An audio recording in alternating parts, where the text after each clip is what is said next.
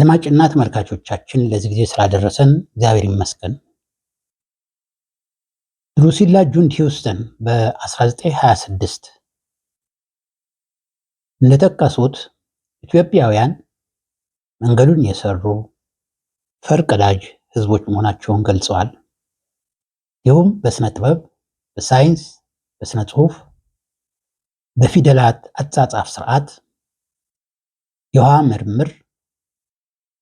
የህዋ ምርምር፣ ታሪክ፣ ስነ ህንፃ ስራ፣ የፕላስቲክ ጥበብ፣ የቅርጻቅርጽ ስራ፣ አመራር፣ የእርሻ ጥበብ፣ የጨርቃጨርቅ ኢንዱስትሪ የፈጠሩት ኢትዮጵያውያን ናቸው ሲሉ ገልጸዋል። ታሪክ ፍልስፍናን ድሩሲላ ጁንድ ሂውስተን በ1926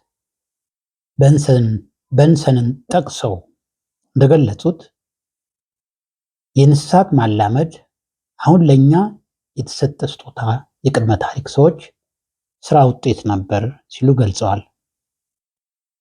ዓላማን ተግቶ ለማሳካት ገና ያልተለመዱ ተክሎች ውስጥ ስንዴና አጃ አሁን ላለው የኛ የግብርና ስራ መሰረት ናቸው። ይህ ስራ ከብዙ ዓመታት በፊት የተሰራ የስራ ውጤት ቢሆንም የነሱ የመጀመሪያ ስራ መሆኑን ማወቅ ተገቢ ነው። ነገር ግን ስራው ባይሰራ ኖሮ የግብርና ስራው ከናካቴው የለም። ምናልባትም ግብርና በአሁኑ ጊዜ የቅድመ ታሪክ ሰዎች ስጦታ መሆኑን ወይም እነሱ የቀድሞቹ ሰዎች ባያሳውቁን ኖሮ በአሁኑ ሰዓት ድጋፍ የማናገኝ መሆኑን ጥቂት ሰዎች ሊረዱ ይችላሉ።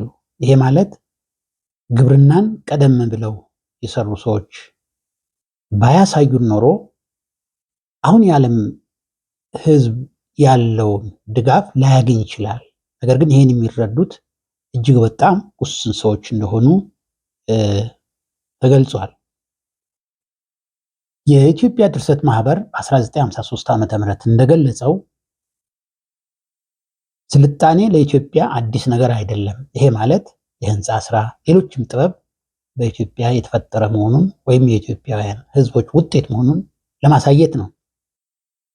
በቁጥር፣ በሂሳብ፣ በእውቀት እርምጃና በመንፈስ ጉልምስና በእጅ ኪነ ጥበብ እንኳ ሳይቀር የጊዜው ዓለም ይፈቅድለት የነበረውን ስልጣኔ ተቀዳጅታ የምትኖር ሀገር ነበረች።